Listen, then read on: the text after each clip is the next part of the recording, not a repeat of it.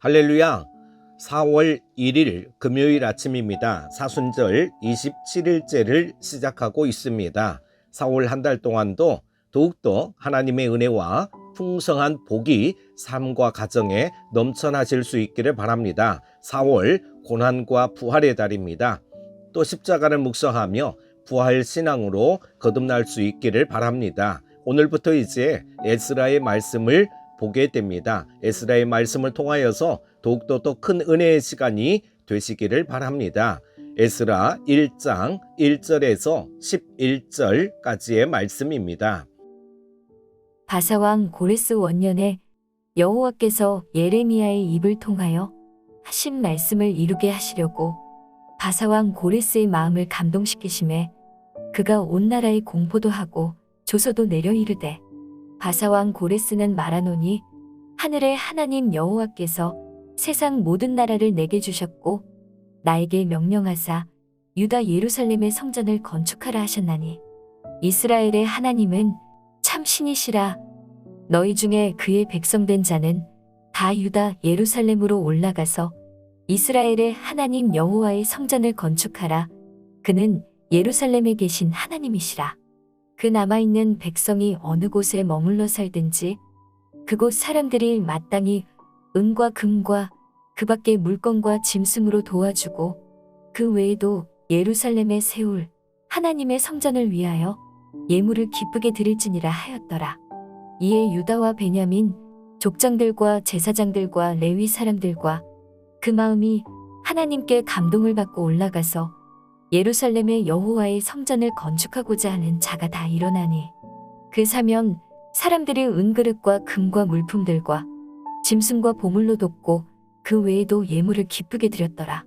고레스 왕이 또 여호와의 성전 그릇을 꺼내니 옛적에 느부갓네살이 예루살렘에서 옮겨다가 자기 신들의 신당에 두었던 것이라. 바사왕 고레스가 창고지기 미드르다덱에게 명령하여 그 그릇들을 꺼내어 세워서 유다 총독 세스바살에게 넘겨주니 그 수는 금접시가 30개요 은접시가 1000개요 칼이 29개요 금대접이 30개요 그보다 못하는 대접이 400여개요 그 밖에 그릇이 1000개이니 은 그릇이 모두 5400개라. 사로잡힌 자를 바벨론에서 예루살렘으로 데리고 갈 때에 세스바살이 그 그릇들을 다 가지고 갔더라. 에스라의 말씀은 70년 바벨론 포로기 이후에 포로 귀환에 관한 하나님의 언약의 말씀이 어떻게 성취되는지를 보여주시는 말씀입니다. 1장부터 6장까지 전반부에는 스룹바벨과 에스라에 의해서 주도된 두 차례의 포로 귀환을 중심으로 기록이 되어져 있고 7장부터 10장까지 후반부는 이스라엘 백성들의 개혁 운동에 대해 말씀하고 있습니다. 먼저 오늘 본문 내용을 간단히 요약하면 여호와의 감동을 받은 바사왕 고레스가 이스라엘 백성들이 예루살렘으로 돌아가 여호와의 전을 건축해도 좋다는 내용의 조서를 내립니다.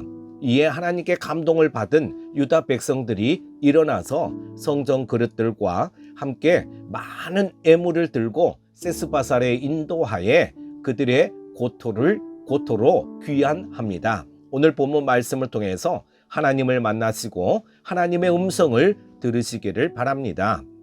먼저 1절 말씀 보면은 이 말씀에서 어떤 하나님을 발견할 수가 있습니까? 하나님은 하신 말씀을 반드시 이루시는 하나님이십니다. 언약을 성취하시는 하나님이시라는 겁니다. 하나님께서는 예레미야를 통해 하신 말씀을 이루시려고 이방의 왕인데 바사왕 고레스의 마음을 감동시켜서 그 일을 성취하시는 것을 보게 됩니다. 그래서 고레스 왕으로 하여금 70년 만에 이스라엘 백성들이 돌아가 성전을 건축하도록 조서를 내리게 하십니다. 참 하나님의 방법이 놀랍지 않습니까? 도저히 상상할 수 없는 방법으로 성취해 나가시는 것입니다. 사랑하는 큐티 가족 여러분, 하나님께서 내게 주신 약속의 말씀이 있다면 그것이 무엇입니까? 하나님은 언약하신 약속들을 반드시 이루어 주실 줄로 믿습니다. 때로는 우리가 느끼기에 더디 이루어지는 것 같지만 언약의 하나님은 그분의 때에 그분의 방법으로 우리의 상상을 뛰어넘어서 반드시 언약을 성취하시는 하나님이신 줄로 믿으시기를 바랍니다. 그러므로 내게 약속의 말씀을 주신 그 언약의 하나님을 끝까지 신뢰함으로 나아가시기를 바랍니다. 그리고 2절과 3절 말씀을 보면은요, 고레스는 이스라엘의 왕이 아니라 이방 나라 바사 페르시아의 왕입니다. 그런데 그가 지난 이스라엘 왕조 시대 때 열왕들에게서도 찾기 어려운 전무후무한 결정을 하나님의 이름으로 행하는 것을 보게 됩니다. 그리고 이방 나라 왕인데도 하나님에 관해 너무나도 정확하게 알고 있고 너무나 하나님과 이스라엘 백성들에 관해 호의적인 태도를 보게 됩니다. 어떻게 해서 이런 일들이 일어날 수가 있습니까? 물론 하나님께서 그 마음에 감동을 주셔서 그런 정책을 폈고 그렇게 하게 하셨습니다. 그렇지만 정말 그렇게만 결론을 내려버리면 별로 재미가 없지 않습니까? 어떻게 해서 고레스 왕이 이렇게 하나님을 잘 알고 하나님에 대해 호의적인 반응을 가질 수 있었을까요? 정말 묵상하면서 생각난 사람이 있었는데 그게 누구냐? 다니엘입니다. 다니엘 6장 28절에 보면 다니엘이 메대와 다리오 시절뿐만 아니라 바사왕 고레스 왕의 시대에도 형통했다라고 기록하고 있고 고레스 왕이 아주 가까이 하고 신이 많은 그런 사람이었던 것을 알 수가 있습니다. 그러니까 우리가 추측할 수 있는 게 다니엘이 분명히 고레스 왕에게 어떻게든 영향을 줬을 거라는 것입니다. 아마도 다니엘이 고레스 왕이 바벨론을 멸망시키고 세계의 패권을 잡게 되자 그 모든 일을 이루신 이가 하나님이시고 당신이 이런 영광을 얻게 된 것은 하나님의 뜻을 이루기 위함이라는 걸 분명하게 고레스에게 이야기했을 것입니다. 이런 다니엘의 이야기를 고레스는 너무나 다니엘을 신뢰했기에 그대로 받아들였고 다니엘이 가르쳐준 하나님의 뜻대로 아마 그대로 공포하고 조소를 내렸을 것입니다.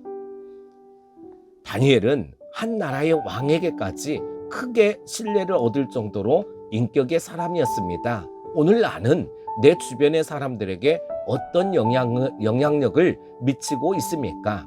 다니엘과 같은 정말 세상에서 영향력을 드러내는 귀한 큐티 가족들이 다 되시기를 바랍니다.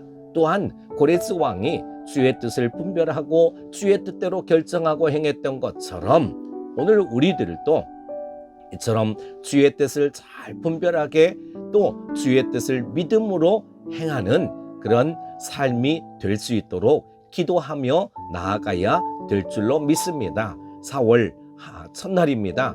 4월 정말 한 달 동안도 놀라운 하나님의 은혜가 그리고 선한 영향력을 드러내는 여러분들 다 되실 수 있기를 축복합니다. 오늘 하루도 승리하십시오.